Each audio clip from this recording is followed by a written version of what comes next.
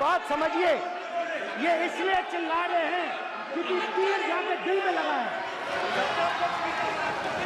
दिल में जाके तीर लगा है, इसलिए ये चिल्ला रहे हैं। देखो चुप हो गए, देखिए स्पीकर साहब चुप हो गए सब।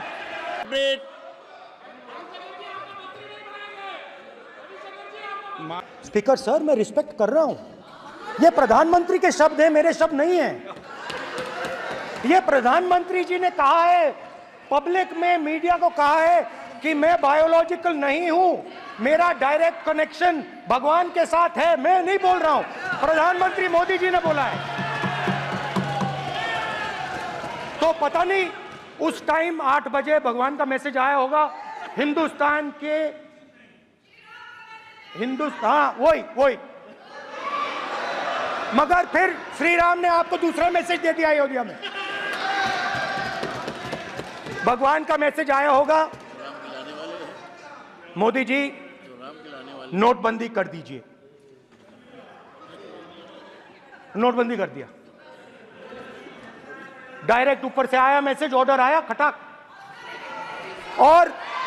और अलग अलग ऑर्डर आते हैं, अदानी जी वाला ऑर्डर आता है, बंबई एयरपोर्ट अदानी जी को ऊपर से ऑर्डर आता है, खटाखट ऑर्डर आते हैं। तो नोटबंदी कर दी।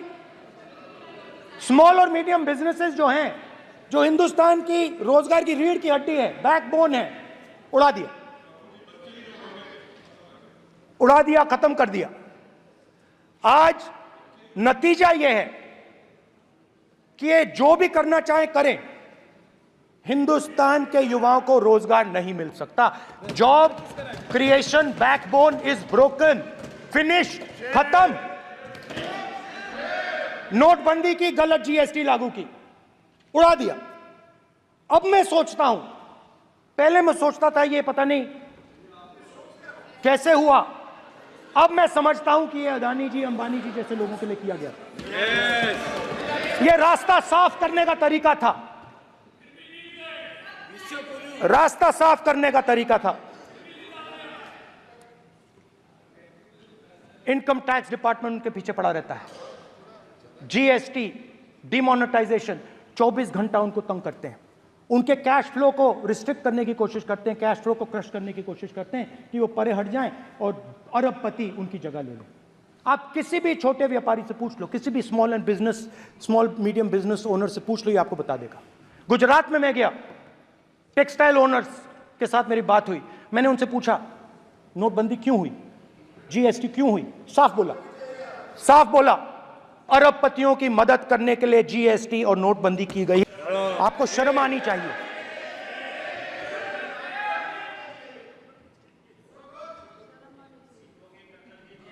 एक दिन प्रधानमंत्री 8 बजे कहते हैं, पता नहीं फाइन ट्यूनिंग हो गई भगवान के साथ, डायरेक्ट मैसेज भगवान, सर ने बोला है, सर प्रधानमंत्री ने ये बोला है, ये मैं नहीं बोल रहा हूं, प्रधानमंत्री ने बोला है कि मेरा डायरेक्ट कनेक्शन है भगवान के साथ, मैंने नहीं बोला, मैंने नहीं बोला। Social media chief also told भगवान जगन्नाथ। एक मिनट प्लीज, एक मिनट तो एक मिनट माननीय राहुल गांधी जी, एक मिनट, माननीय सुरेश, एक मिनट प्लीज, एक मिनट रविशंकर जी। माननीय सदस्यगण, आप वरिष्ठ नेता हैं, सदन के नेता होते माननीय प्रधानमंत्री जी, और हम सबको माननीय प्रधानमंत्री जी का सम्मान करना चाहिए। ये सदन में हमेशा उच्च कोटि की परंपरा मर्यादा रही है। नो सर, नहीं, गौरव, अगर आपको स्पीकर सर, मैं पुरानी पार्टी है। गौरव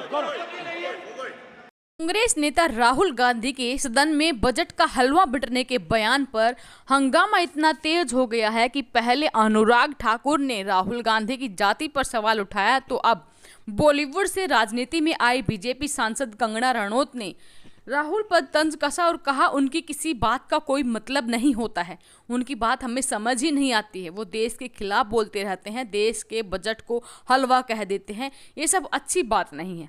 दरअसल कांग्रेस सांसद लोकसभा में नेता प्रतिपक्ष राहुल गांधी ने सदन में केंद्रीय बजट से पहले होने वाली हलवा सेरेमनी की फोटो का जिक्र किया और सरकार पर निशाना साधा। राहुल ने कहा कि बजट का हलवा बट रहा है लेकिन देश को हलवा मिल ही नहीं रहा।